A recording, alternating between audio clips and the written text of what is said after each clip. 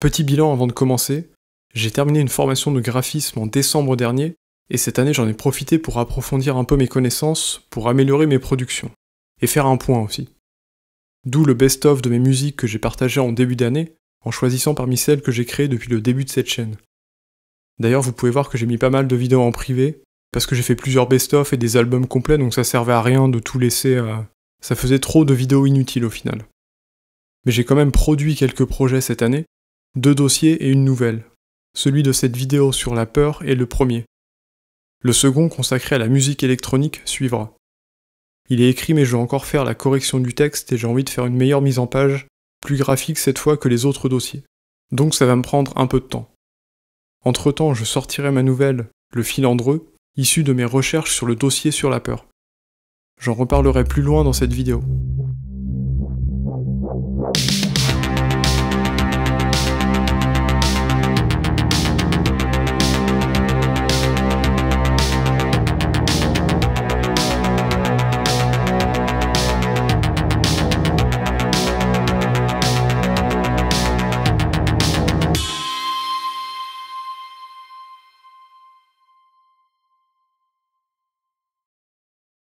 La peur. C'est l'une des 7 émotions que peut ressentir l'être humain, avec la colère, la tristesse, la joie, le dégoût, la honte et la culpabilité. Elle a pour fonction de nous protéger des dangers environnants de 2 manières, la paralysie et la fuite. Mais il existe un 3e mécanisme qui peut rendre la vie impossible, un véritable paradoxe qui transforme ce système de défense en ce qu'il est censé repousser, un danger. La peur peut alors devenir une menace immatérielle protéiforme, plus ou moins vorace et invasive, se nourrissant du moindre stimulus qui pourrait l'alimenter. En temps normal, elle survient immédiatement et temporairement face à un stimulus, comme un son, une odeur, une image, puis disparaît une fois qu'on est en sûreté. Mais quand elle s'éternise et se déclenche pour tout et n'importe quoi, elle peut prendre une place considérable dans la psyché et le quotidien d'une personne. La victime de ce phénomène va voir son imaginaire complètement monopolisé par la peur, qui va élaborer en boucle des scénarios catastrophes et forcément négatifs, et menaçants à partir de la moindre situation ou stimulus qui pourrait être source de peur. C'est de l'anticipation inutile et nuisible. Cette spirale empoisonnée va alors infiltrer la psyché de la victime, l'épuiser mentalement et faire de sa vie un enfer.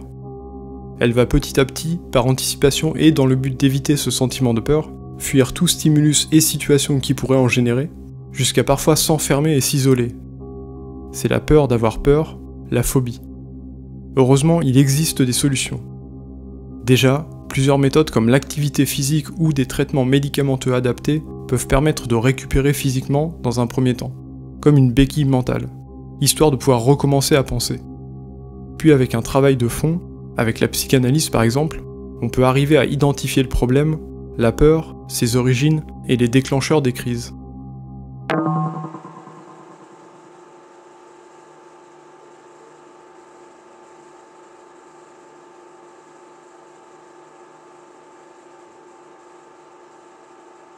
Suite à quoi peut être menée une thérapie comportementale et cognitive qui consiste dans un premier temps pour le patient à recevoir des informations sur son type de peur de la part du praticien, puis d'être accompagné par lui pour une confrontation progressive au déclencheur. D'abord avec lui, puis tout seul, pour reprendre sa vie en main. C'est un long chemin, mais on peut passer à côté de sa vie à cause de la peur, par peur de la vivre. Voilà le sujet de ce dossier. Et ça serait mentir de dire qu'il ne me concerne pas.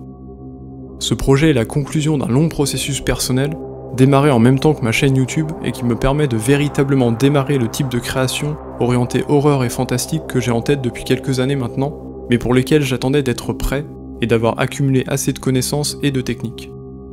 Le dossier sera complété par une nouvelle fantastique qui devait se trouver dans ce dossier, mais que je sortirai finalement un peu plus tard. Elle reprend les principales informations définissant la peur et ses effets au travers d'une courte histoire en 2 parties, avec 2 personnages et 2 points de vue différents, contenant un événement commun source de peur. Le lecteur peut alors la vivre et la ressentir en détail à travers les protagonistes. Je sortirai une vidéo dédiée à la nouvelle quand elle sera prête, avec normalement 3 musiques inspirées par la nouvelle. Enfin, mais ça sera un projet pour l'année prochaine parce qu'il va nécessiter un certain temps de production, ce dossier et cette nouvelle dédiée à la peur seront complétés par un album, Pavor, qui aura également comme fil rouge la peur. Le dossier est divisé en plusieurs parties. La première, technique, est une étude de la peur, avec des définitions, une présentation de cette émotion, ses causes et symptômes, l'anxiété, une de ses formes, le problème de la phobie, quand la peur devient invasive et problématique, les diverses solutions pour vaincre les phobies, puis une conclusion sur le concept de résilience. J'ai croisé les informations de 5 études scientifiques et psychologiques sur la peur, que j'ai lues en prenant beaucoup de notes, et dont j'ai parfois cité certaines phrases telles quelles. J'ai ensuite tout compilé, classé et ordonné point par point.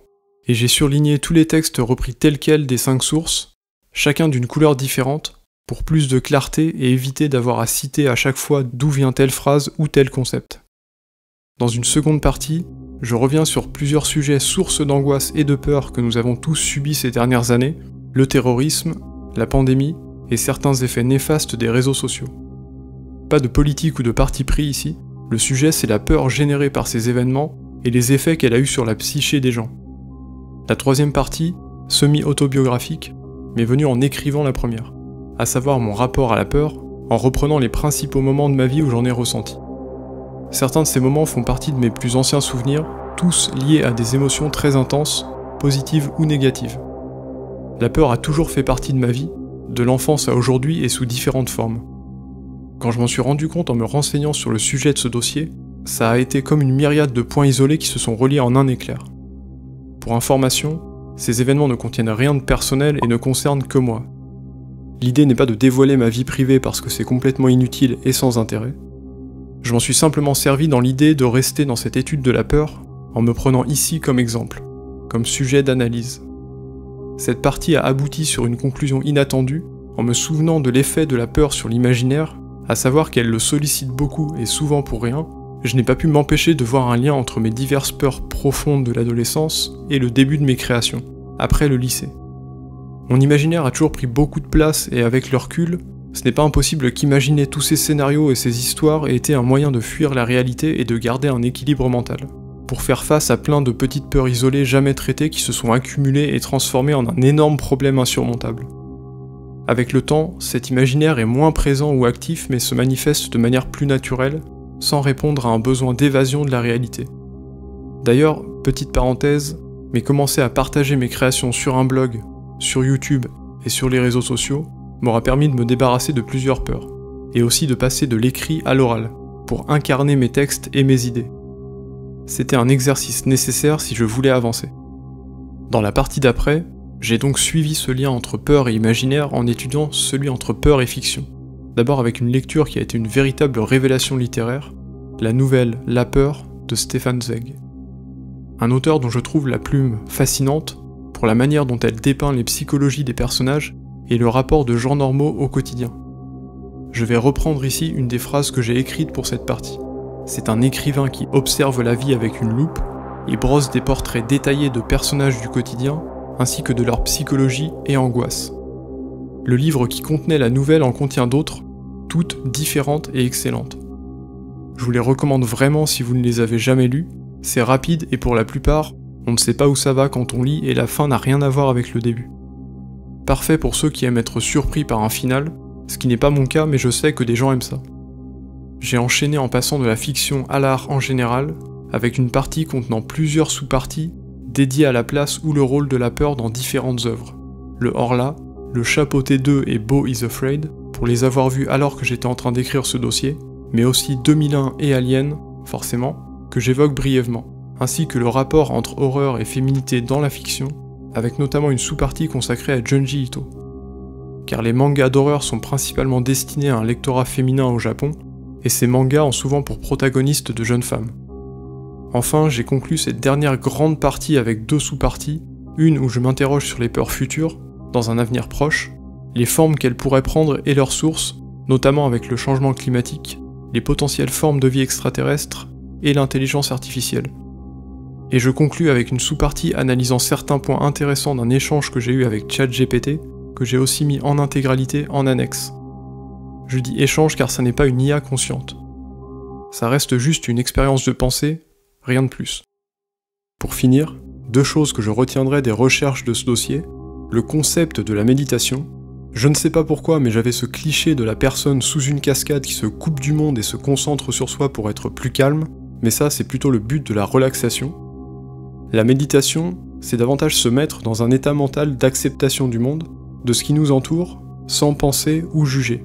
Simplement observer et ne faire qu'un avec le moment présent et ce qui se passe autour de nous. D'ailleurs là j'ai mis une image de Naruto qui médite pour illustrer ce passage, et ce choix de méditation de la part du mangaka est bien plus cohérent avec cette idée d'acceptation et de s'ouvrir à ce qui nous entoure. Pour ceux qui ne connaîtraient pas l'histoire, c'est une technique que le personnage utilise pour accumuler de l'énergie de la nature, en plus de la sienne.